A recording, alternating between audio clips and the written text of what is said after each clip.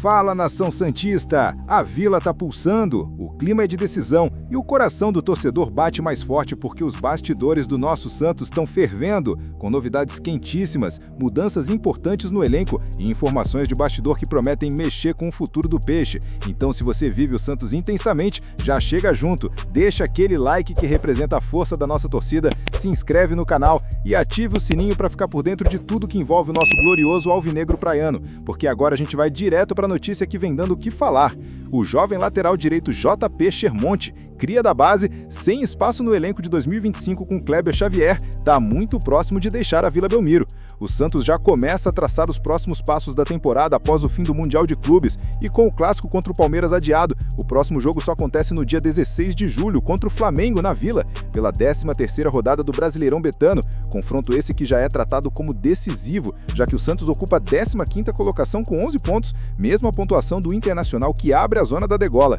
E fora das quatro linhas, a diretoria também se movimenta, e um dos assuntos mais quentes dos bastidores é justamente o futuro do JP Chermonte, um dos talentos da base santista que fez parte da seleção brasileira sub-20, mas que perdeu espaço após a chegada de Igor Vinícius e a possível vinda de Mike, ficando relegado ao banco e quase sem chances ao longo do ano, o que levou o clube a decidir abrir negociações para não deixar o atleta se desvalorizar. E olha só, o Benfica de Portugal surge como principal interessado, tendo inclusive prioridade de compra graças a um acordo firmado na negociação envolvendo o atacante Juan Seco, o que obriga o Santos a notificar nos portugueses sobre qualquer proposta recebida pelo lateral e oferecer a possibilidade de cobrir a oferta, embora até agora o Benfica não tenha oficializado nenhuma proposta, mas segue monitorando de perto a situação. E não para por aí, viu? Porque um clube brasileiro, cujo nome está sendo mantido sob sigilo, também entrou na briga, o que mostra que o garoto ainda é bem avaliado no cenário nacional e pode acabar ficando no Brasil caso a negociação com o exterior não avance. Mas a verdade é que a tendência é de uma venda internacional,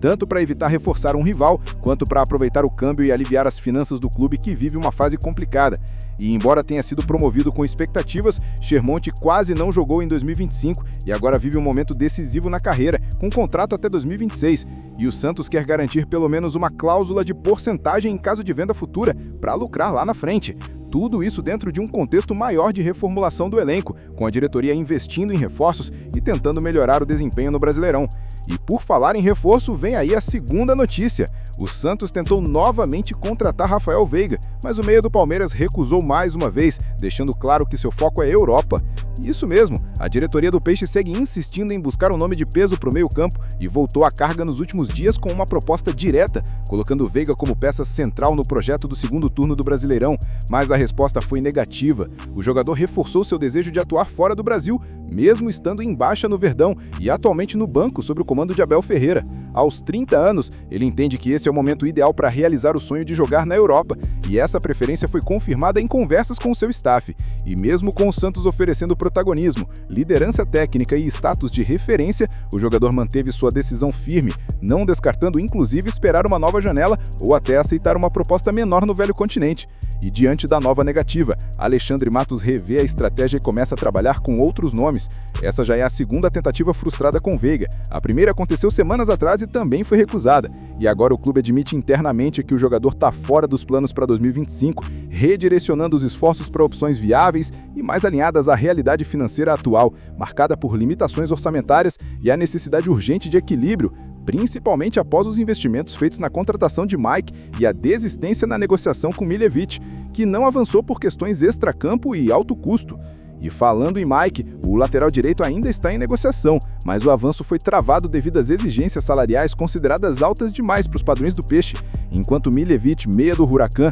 deixou de ser opção após avaliação interna e a operação foi encerrada. E com isso, o Santos segue em busca do tão sonhado equilíbrio entre reforçar o elenco e manter os pés no chão financeiramente, o que tem pressionado bastante a gestão de Matos, já que até aqui nenhuma contratação de grande impacto foi concluída. E com o calendário parado por conta do Mundial de Clubes, a próxima partida do Peixe só acontece no dia 16, contra o Flamengo na Vila, onde a expectativa é a de casa cheia e atuação convincente para afastar de vez o risco de rebaixamento. E claro, Neymar, principal nome do elenco, está confirmado como titular e deve jogar os 90 minutos, segundo informações do técnico Kleber Xavier, que, aliás, com a recusa definitiva de Veiga, agora foca em nomes viáveis e acessíveis no mercado, com prioridade total para a chegada de um meio armador, capaz de assumir o protagonismo, desde que dentro do orçamento do clube. A diretoria também monitora nomes fora do país e em clubes brasileiros, desde que não envolvam rivais diretos na tabela. E com tudo isso acontecendo ao mesmo tempo, a comissão técnica segue firme na preparação do elenco para o confronto com o Flamengo,